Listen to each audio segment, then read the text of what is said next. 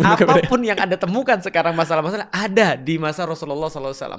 Ada juga orang yang nyulap tuh dari bukan bensin waktu itu ya. Oh, bukan bensin. Oh iya, 90 ke 92 gitu kan, duanya dari mana gitu. Nah betul, nah ada juga tuh model-model kayak gitu. Nah apa yang dilakukan oleh Rasulullah? Escape. Beliau naik ke Gua Hira untuk escape dari semua itu. Karena kalau kita tidak escape, kita nggak akan pernah lihat lebih terang dan lihat lebih jelas.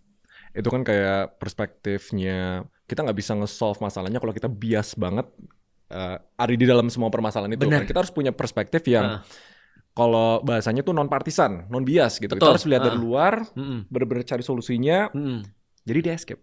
Dan berapa lama Rasul escape? Itu lebih daripada setahun. Oh ya? Rasulullah escape, lihat dari atas, benar-benar literally dari atas, dia bisa ngelihat Mekah seluruhnya dari Hira itu. Lalu kemudian dia ngelihat dari segi kemudian makna. Apa sih yang menjadi permasalahan ini sebenarnya? Dan hasil dari escape itu Allah turunkan Iqra bismi rabbikal ladzi khalaq.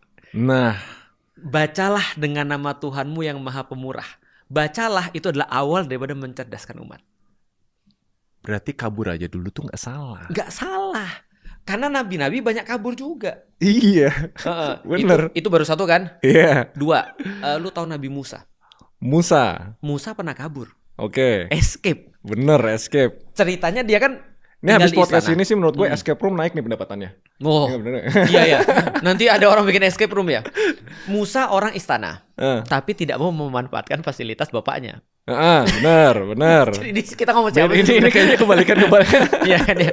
Nah, Musa tidak mau memanfaatkan fasilitas bapaknya dan dia tahu bahwasanya dia punya purpose. Tapi ketika dia lagi jalanin purpose dan prinsipnya bahwasanya dia paling nggak suka ada orang terzolimi. Jadi Musa itu orang yang nggak pernah bisa diam dan akan selalu ngamuk ketika terjadi sesuatu kezoliman. Pernah terjadi ada dua orang berantem antara the have sama kemudian orang-orang yang dalam tanda kutip ya minority. Lalu ketika dia berantem nih dua orang dipisah. Cuma karena saking kuat, berhenti jangan berantem, satunya mati. Cuma pisahin doang. Ketika mati, dia dianggap jadi pembunuh. Apa yang dia lakukan? Dia diinformasikan sama orang dalam, kamu jangan di sini dulu deh. Kamu pergi dari sini dulu karena kamu serve a bigger purpose dalam hidup kamu. Escape. Dia pergi ke Madian. Kan pemimpin kita juga sempat escape ke Yordania kalau nggak salah. Kalau itu bukan Musa kayaknya ya. Karena itu lain-lain beda, itu lain lagi. Berarti kabur itu adalah termasuk salah satu bagian budaya para nabi. Dan gak hanya Nabi Musa, gak hanya Nabi Muhammad, hampir semua nabi dikasih waktu untuk escape. Dengan tujuan untuk menaikkan taraf berpikir dulu. Karena sebelum taraf berpikir naik, dia harus escape.